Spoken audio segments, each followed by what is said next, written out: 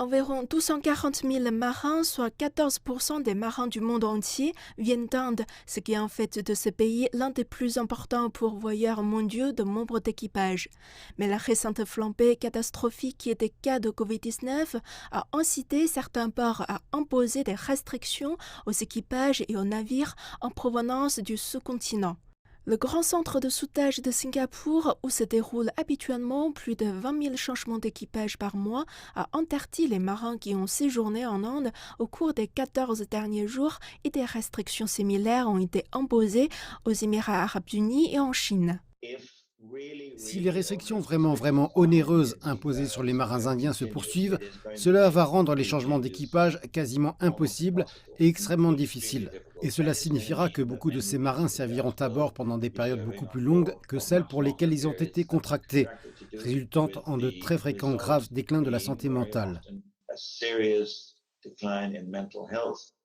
La santé et la sécurité des marins sont un sujet de préoccupation depuis l'année dernière, lorsque plus de 400 000 d'entre eux ont été bloqués pendant des mois en raison de la fermeture des ports et des restrictions de voyage. L'ONU, les associations syndicales et industrielles et des compagnies comme Maersk appellent depuis lors le gouvernement à reconnaître les marins comme des travailleurs essentiels et à autoriser les changements d'équipage selon des protocoles établis. La façon pour nous de traiter cette difficulté, non seulement ces dernières semaines, mais au cours de l'année dernière, a été de créer une installation dédiée pour tous nos marins indiens.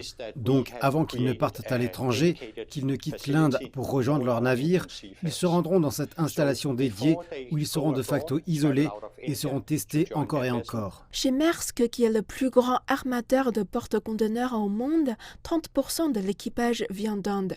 La compagnie affirme être en discussion avec diverses autorités, dont celle de Singapour, pour ajuster ou modifier les mesures de sécurité existantes afin de s'occuper des marins indiens et des variants émergents de la Covid. Nous avons été en mesure d'effectuer des changements d'équipage pour nos marins indiens dans les pays qui possèdent des exemptions. Mais bien sûr, si l'interdiction frappant les marins passe de quelques semaines à quelques mois, ce sera un défi pour nous. Il est donc important que nous trouvions une solution en temps voulu, autrement cela posera une difficulté pour notre industrie.